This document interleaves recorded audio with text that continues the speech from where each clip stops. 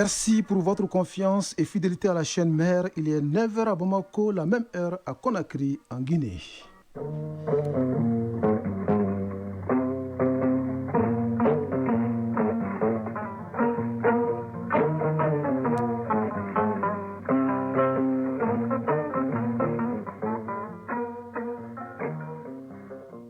Le journal Bourama Traoré.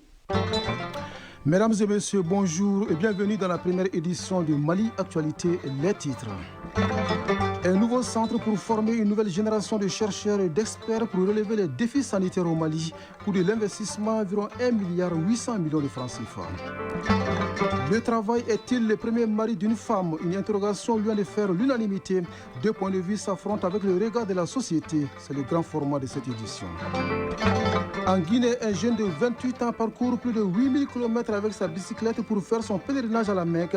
Mamadou Bari a pu relever ses défis non pas sans difficulté. Aux États-Unis, le président Donald Trump annonce l'imposition des droits de douane de 30% pour le Mexique et l'Union européenne, des droits qui entrent en vigueur le 1er août prochain. Le vainqueur de la première Coupe du Monde des clubs sera connu ce soir à l'issue de la finale entre Paris Saint-Germain et Chelsea, coup d'envoi du match 19h temps universel.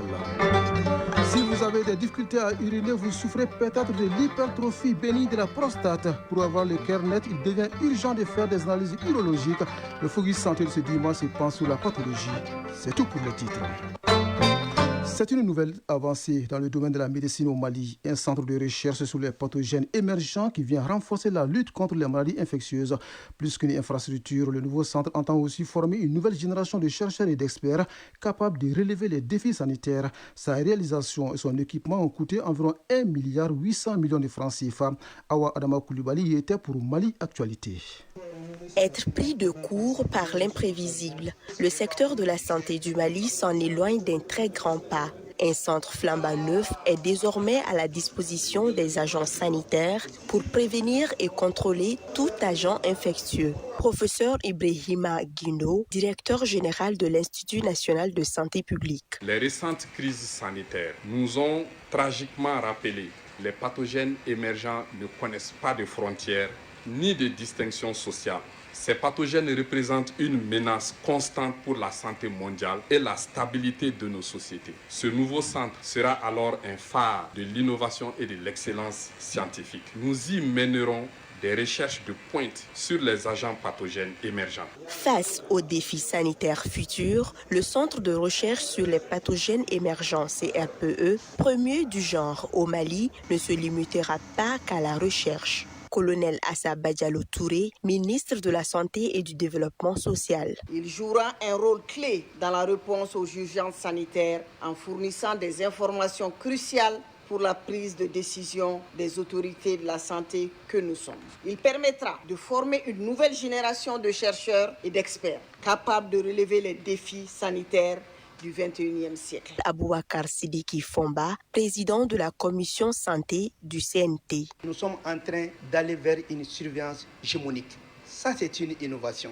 Nous ne pouvons qu'accompagner le ministère dans ses œuvres d'inverser la tendance, que le Mali soit parmi les pays pilotes de la sous-région. Le joyau R+1 est composé de 2 laboratoires de niveau de sécurité 2 et 3, 3 salles de formation et 3 annexes. Un bâtiment extensible jusqu'à 5 étages, financé par le gouvernement du Mali à environ 1,8 milliard de francs CFA.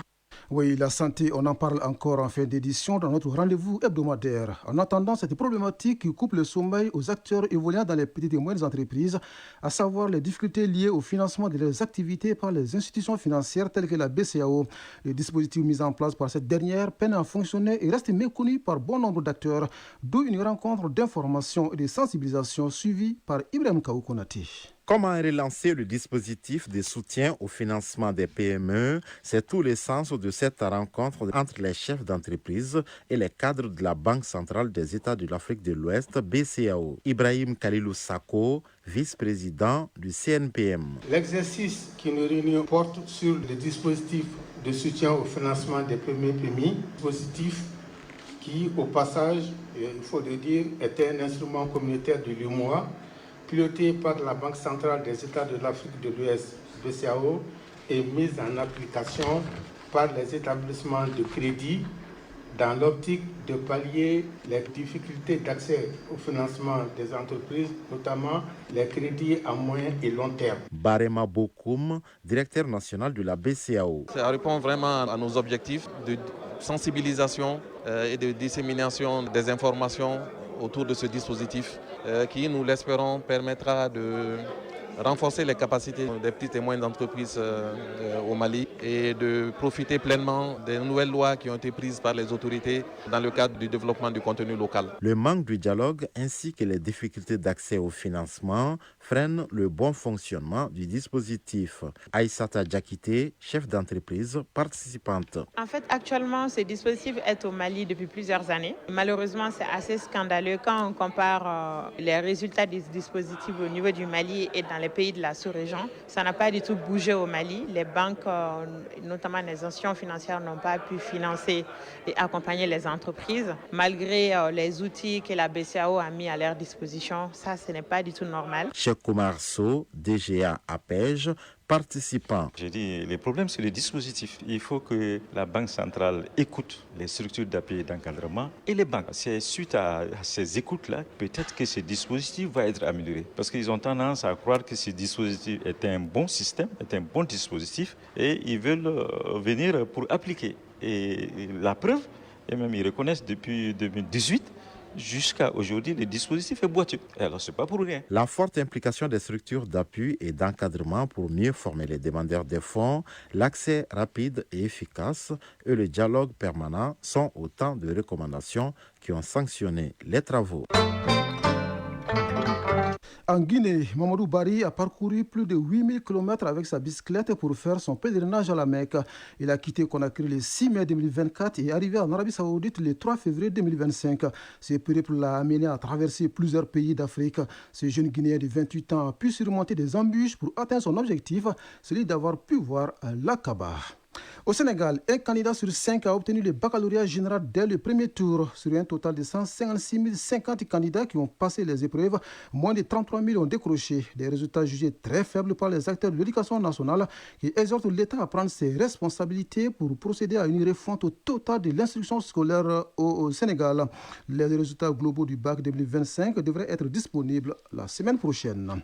En Centrafrique, les élections locales et municipales sont à nouveau reportées. Initialement prévues le 31 octobre prochain, ce scrutin sera finalement couplé avec les élections législatives et présidentielles prévues en décembre 2025. L'annonce a été faite vendredi par le Premier ministre lors d'une réunion du comité stratégique d'appui au processus électoral. Le gouvernement justifie ce report par le retard accusé dans la mobilisation des fonds, mais aussi des aspects techniques et organisationnels. Le président somalien Hassan Sheikh Mohamud est en visite en Turquie. Il a rencontré vendredi son homologue turc Recep Tayyip Erdogan. Sécurité, développement et lutte contre le terrorisme ont dominé leurs échanges. Le président Erdogan a réaffirmé le soutien de son pays à la lutte de Mogadiscio contre les Chebabs et l'intérêt de la stabilité dans la corne de l'Afrique. Enfin, aux États-Unis, le président Donald Trump a annoncé hier l'imposition des droits de douane de 30% pour le Mexique et l'Union européenne. Ces droits de douane entrent en vigueur le 1er octobre prochain selon les locataires de la Maison-Blanche. Il justifie ces décisions en évoquant le rôle du Mexique dans l'acheminement des drogues vers son pays et un déséquilibre commercial avec l'UE.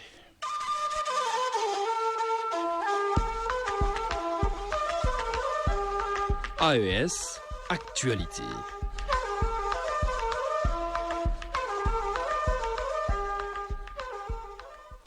Au Burkina Faso, les rangs de l'armée se renforcent avec l'intégration de nouvelles compétences spécialisées. 473 sous-officiers de la 13e promotion baptisée Liptako viennent de boucler leur formation à l'École nationale des sous-officiers d'actifs. Galons de sergents en messe et chefs d'équipe seront bientôt déployés sur le terrain pour appuyer l'offensive en cours contre les groupes terroristes. Hervé Kaboré de la radio du Burkina nous raconte. La promotion s'appellera Liptako et a préparé monsieur le chef de bataillon à la retraite Kafando Ousmane. Infirmiers, techniciens en génie civil, mécaniciens auto, éducateurs, biologistes, gestionnaires des ressources humaines ou encore secrétaires, ce sont 42 spécialités de divers domaines qui composent cette 13e promotion des sous-officiers spécialistes de l'ENSOA. Personnel de soutien et d'appui, les 473 sergents se sont engagés à mettre leurs compétences au service de la nation par la voix de leur délégué Azizou Bansé. La 13e promotion est prête à soutenir nos frères d'armes à travers nos différentes spécialités. Nous serons des acteurs dévoués de la paix par notre appui constant à la chaîne de commandement. S'élever par le savoir et l'excellence pour servir, telle est la devise de notre école. Et nous jurons de faire de cette devise notre ligne de conduite et notre cheval de bataille. Pour la réussite de leur mission future, ils devront garder en mémoire les valeurs reçues à l'ENSOA, rappelle le commandant de l'école, chef de bataillon Ali Bikenga. Élèves sous-officiers spécialistes de la 13e promotion, cultivez-vous sans cesse afin de demeurer excellents dans vos domaines respectifs. Pour être des sous-officiers dignes, il vous faudra toujours avoir comme ligne de conduite le sens du devoir et le service désintéressé. Sachez accomplir vos tâches avec professionnalisme et responsabilité en bannissant dans vos consciences les intérêts égoïstes et personnels et en privilégiant l'intérêt général pour le succès des armes du Burkina Faso. Dans cette dynamique de guerre intense contre le terrorisme, le chef d'état-major de l'armée de terre a surtout insisté sur l'importance de leur rôle au milieu des troupes. Colonel Ahmed Herman Rwamba. Cheville ouvrière du commandement militaire en garnison comme au combat, le sous-officier est le maillon central de la chaîne qui relie le chef à la troupe. Premier relais du chef, il traduit ses ordres à la troupe, s'assure de leur bonne exécution et rencontre. En leader, il fait preuve d'initiative, il encadre, motive, rassure les hommes, notamment dans les moments difficiles. Je reste persuadé que fidèle à votre école et aux valeurs qu'elle incarne, vous serez toujours à la hauteur pour servir dignement et efficacement les forces armées nationales et votre pays. En chœur, c'est l'hymne de la promotion qui a rythmé le défilé apothéose de cette cérémonie de sortie.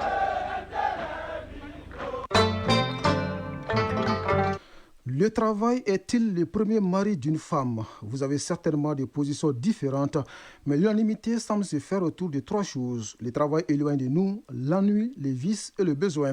Comme le dit éloquemment l'écrivain français Voltaire, si certaines femmes vont jusqu'à retarder leur mariage en vue de trouver un boulot stable, d'autres se mettent en couple dès que possible et considèrent le travail comme une opportunité d'épanouissement de la douce moitié de l'homme. 2 points de vue s'affrontent avec le regard de la société dans les grands formats de cette édition signée Amida Meli. Le mariage est une étape très importante dans la vie d'une personne. Mais Marie Toutera, mariée depuis 6 ans, semble regretter son choix. Pour cette femme âgée d'une trentaine d'années, le travail devrait être son premier mari. Vraiment, moi, je suis parfaitement d'accord quand on dit que le travail est le premier mari de la femme. D'ailleurs, c'est ce que j'ai toujours conseillé à mes petites sœurs. Quand je me suis mariée, j'ai laissé mon premier travail pour les beaux yeux de mon mari. Une femme, quand elle travaille, amie, elle est automatiquement respectée dans son foyer et elle a toujours son mot à dire. On ne vit pas que d'amour et d'eau fraîche. Le travail permet de s'épanouir socialement d'abord et empêche de poser des actes destructeurs du fait de la nuit. Mariam Sissoko et Nana Koulibaly, des étudiantes en licence, ont décidé de retarder leur mariage au profit d'être d'abord professionnellement stables. Le travail est tout d'abord l'épanouissement de la femme en fait, que ce soit dans le mariage ou hors du mariage. Le travail, c'est l'arme de guerre de la femme parce qu'aucune personne ne peut satisfaire tous les besoins financiers d'une personne. Bon, quand tu n'as pas de source de revenus, tu ne travailles pas. Ça va être difficile d'affronter ton mari. Tout d'abord, le travail permet à la femme d'être indépendante psychologiquement. Elle n'aura besoin d'aucune aide extérieure pour lui venir en aide. Quand elle n'est pas une charge pour aucune personne, cela va amener à ce que les gens la respectent. Et ce respect-là, moi je pense que c'est le travail qui peut donner ça à une femme. En revanche, Madame Touré Adjaratou Cissé est contre l'expression « le premier mari d'une femme, c'est son travail ». Pour cette infirmière, le travail est juste un facteur d'épanouissement. Le travail pour une femme est une nécessité, mais pas au point de le considérer comme son premier mari. Le premier mari de la femme, c'est l'homme à qui elle a dit oui devant les hommes et devant Dieu. La femme travaille que pour avoir son indépendance financière. Dans notre société, l'homme est chargé de la femme en fait. Tu as beau considérer le travail comme ton premier mari, si ton vrai mari t'appelle, tu rappliques direct. Il y a de ces femmes qui ont du travail, qui ont tout, mais elles sont à la recherche d'un mari. Selon Madame Diara Atousamake, commerçante, l'homme et la femme sont complémentaires. À ce titre, le travail ne peut point être considéré comme le premier mari de la femme. Le travail ne peut pas être le premier mari de la femme. On le dit juste pour encourager la femme à travailler, pour aider son mari et se prendre en charge. Le travail, premier mari de la femme, Ce point de vue est-il partagé par la religion musulmane? Nous avons posé la question à l'imam Hamidou Diallo. Le travailleur ne peut pas être le premier mari d'une femme. Le premier mari d'une femme, c'est son honneur, c'est sa dignité. Le Coran nous dit dans Sourate Al-Ahzab, Sourate 33, le verset 33, Dieu nous dit par rapport aux femmes, il dit « Restez dans vos foyers ». Mais l'islam n'est pas contre le travail des femmes, non. Par rapport au mariage des enfants qui ont l'âge de se marier, le prophète nous dit, sallallahu alayhi wa sallam, dans un hadith qui a été rapporté par Abdullah ibn Mas'ud, il dit « Oh les jeunes, quand vous avez l'âge de vous marier, il faut vous marier. Mais il n'est pas obligé à la femme de se donner un objectif de travailler avant de se marier. Au cas du mariage, dans les avis des juristes musulmans, les fuqaha nous disent il est obligatoire, le garçon, une jeune fille, de se marier quand il a l'âge de se marier et puis il est en bonne santé. Et puis quand le garçon a les moyens de se marier, et en quatrième position, s'il ne peut pas se priver de commettre les interdits hors mariage, donc il est obligatoirement pour ce jeune garçon de se marier. La fille aussi, quand elle a l'âge de se marier, elle est en bonne santé et elle ne peut pas se priver de commettre des interdits, commettre les actes hors mariage, obligatoirement à cette jeune fille aussi de se marier. La société malienne perçoit le sujet sous divers angles. Le travail, premier mari de la femme, est une culture occidentale importée au Mali, selon Moustapha Kirankoya, sociologue. L'assertion selon laquelle le travail est le premier mari d'une femme, l'aîné du capitalisme occidental, qui pense que la femme doit jouir les mêmes droits que l'homme en matière de travail, vouloir transposer ça ici en Afrique, qui a justement ces réalités historiques, culturelles,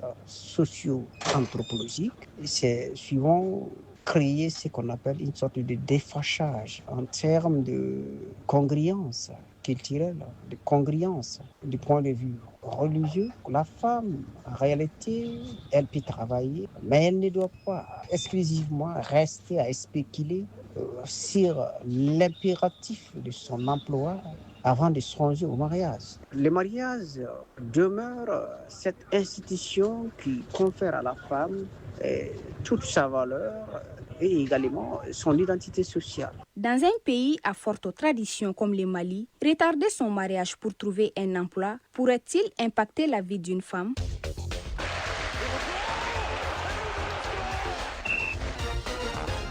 L'actu des sports, la finale de la première Coupe du Monde des clubs se joue ce dimanche à New York aux États-Unis. Elle oppose au Paris Saint-Germain à Chelsea. Sur le continent, la Coupe d'Afrique des Nations féminines se poursuit au Maroc. La synthèse de l'actualité sportive porte la signature de Famour Djourti. CAN féminine Maroc 2024, les Aigles dames du Mali joueront bien les quarts de finale de la compétition. C'est là après le verdict du groupe A ce samedi. Le Maroc a battu le Sénégal par 1-0. La Zambie est venue aussi à bout de la République démocratique du Congo par 1-0. Ainsi, le Maroc termine en tête du groupe A avec 7 points plus 3, devant la Zambie 7 points plus 2. Le Sénégal occupe la 3e place avec 3 points, ce qui garantit au pire des cas l'une des 2 meilleures 3e places au Mali qui compte 4 points déjà dans son compteur pour être au prochain tour. Le dénouement du groupe B sera connu ce dimanche à l'issue des rencontres Nigeria contre Algérie et Tunisie contre Botswana. La phase de groupe prendra fin demain lundi avec les affiches Afrique du Sud au Mali et Tanzanie-Ghana à 19h. Toujours en football féminin, la 5e journée du carré d'as du championnat national du Mali se joue ce dimanche 13 juillet 2025. Les oppositions sont USFAS Amazon de la commune 5 et Super Lyon AS Mandé. Une 5e journée qui pourrait s'avérer déterminante pour la course au titre des champions du Mali 2025. En effet, si l'USFAS remporte son match et que l'AS Mandé ne s'impose pas, les militaires seront champions du Mali 2025, quelques jours après avoir remporté la Coupe du Mali. À l'issue de la 4e journée, l'USFAS occupe la première place avec 9 points. L'AS Mandé est 2e à 7 points. Les Amazones de la commune 5 sont en 3e position avec 6 points. Les Super Lions occupent la dernière place avec un petit point au compteur. On continue toujours avec le football, mais cette fois chez les hommes, la nouvelle formule de la Coupe du Monde des clubs de la FIFA arrive à son apogée. Le bouquet final mettra aux prises ce soir à 19h le Paris Saint-Germain et Chelsea. Après un tournoi inédit rassemblant les meilleurs clubs de chaque continent, cette affiche de la finale promet d'être historique. C'est d'ailleurs la première fois depuis mars 2016, en 8e de finale de la Ligue des champions d'Europe, que les deux équipes vont se croiser en compétition officielle. Le PSG était sorti vainqueur de cette double confrontation, 2-1 à l'aller et 2-1 au retour. Un bon présage avant cette ultime rencontre d'une saison 2024-2025 déjà historique pour les Parisiens. Cette édition du Mondial des clubs organisée aux États-Unis marque marque un tournant avec un format élargi et une forte médiatisation mondiale. La finale se jouera au MetLife Stadium situé dans le New Jersey aux États-Unis en présence du président américain Donald Trump, a confirmé Gianni Infantino, président de la FIFA, dans une conférence de presse jeudi dernier. Focus Santé. Quand vous avez 45 ans et plus, cela vous concerne particulièrement. Soumettez-vous aux analyses urologiques pour éviter l'hypertrophie bénigne de la prostate, une pathologie qui provoque des difficultés à uriner et change aussi la fréquence d'urine chez les personnes touchées. Deux solutions s'offrent aux patients, un traitement médicamenteux ou une intervention chirurgicale. Explications et conseils dans Focus Santé signé Ekumba Sissé. La prostate, c'est une glande masculine, c'est les hommes seulement. Si l'on croit le professeur Mamadou Lamine Diakité, chirurgien à l'hôpital du Point-G, avec l'âge, cette partie de l'appareil génital de l'homme prend du volume et provoque une hypertrophie bénigne de la prostate. Non cancéreuse, la pathologie se manifeste par des problèmes urinaires. Professeur Mamadou Lamine Diakité, chirurgien urologue à l'hôpital du Point-G. Lorsque la prostate est hypertrophiée, elle va comprimer cette urètre, ce tuyau, et empêcher l'urine de sortir. C'est des patients qui vont aller uriner plusieurs fois parce que l'urine est bloquée, ils n'arrivent pas à vider sa vessie en une fois. Soit c'est des patients qui n'arrivent pas du tout à uriner jusqu'à ce que l'urine est bloquée. Donc quand le patient vient consulter avec ces signes, nous allons examiner la prostate, qu'on appelle le toucher rectal, et c'est à travers ça qu'on se rend compte que la prostate a augmenté de volume. Et on peut demander une échographie. Sinon, le poids normal, c'est autour de 20 grammes. Selon le médecin, quand le patient présente des signes mineurs, il est mis sous traitement médicamenteux. Mais en cas de complications, il faut une intervention chirurgicale. Professeur Mamadou Lamine Diakité. Lorsque les médicaments n'arrivent plus à soulager le patient, malgré qu'il prend des médicaments, il se lève plusieurs fois la nuit, même en prenant le traitement, où l'urine est totalement bloquée, où on a fait l'échographie, on trouve d'autres signes associés qui est dû à la prostate. On propose maintenant un traitement chirurgical. Actuellement, c'est l'endoscopie, ce que les gens appellent communément laser. En fait, avec un appareil, là, on ne fait pas d'incision, on ne fait pas de plaie. Avec un appareil qui est branché à un écran, on rentre et on va au niveau de la prostate et trouver la prostate et puis gratter la prostate et le faire sortir en petits copeaux. Le malade fait 3 jours à l'hôpital. Après, on enlève la sonde, il est guéri. Pas de plaie, il n'y a pas de pansement à faire. Un patient bénéficiaire de cette intervention moderne à travers le laser a été opéré avec succès. Son témoignage: J'ai 75 ans. J'avais des difficultés à uriner. Quelques jours après, je n'arrivais plus à me soulager. Le CSCOM de notre village m'a transféré au Point G. Les médecins m'ont opéré. Dieu merci, j'ai fait mes besoins sans problème. L'hypertrophie bénigne de la prostate est la première cause de consultation à l'urologie du CHU du Point G. Si sa prise en charge n'est pas effectuée, les problèmes urinaires persistent et mettront en cause les reins et la vessie.